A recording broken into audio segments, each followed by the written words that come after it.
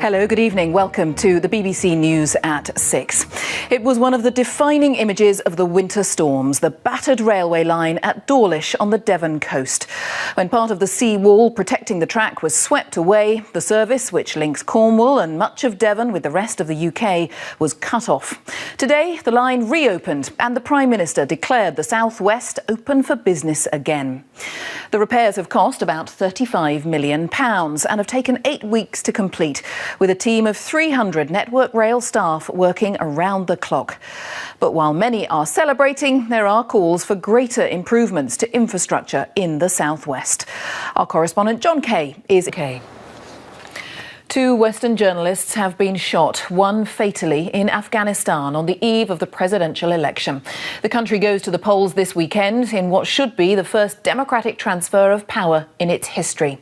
President Karzai is standing down after 13 years in power. There are 3 frontrunners to replace him, but the elections have been overshadowed by a spate of bombings in recent weeks.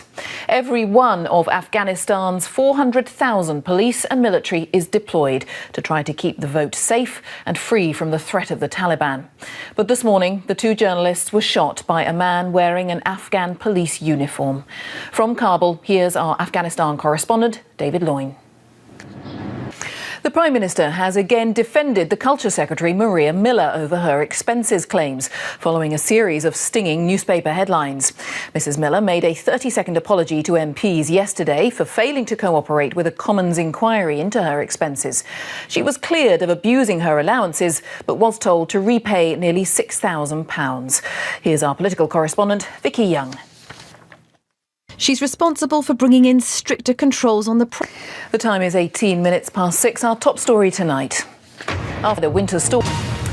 In the last few years, we've heard about the collapse of some of the big names on the British high street. Woolworths, HMV, Oddbins, among others.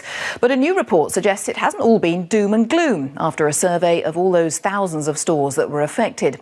An analysis of the numbers shows just 20% of those on the high street remain vacant.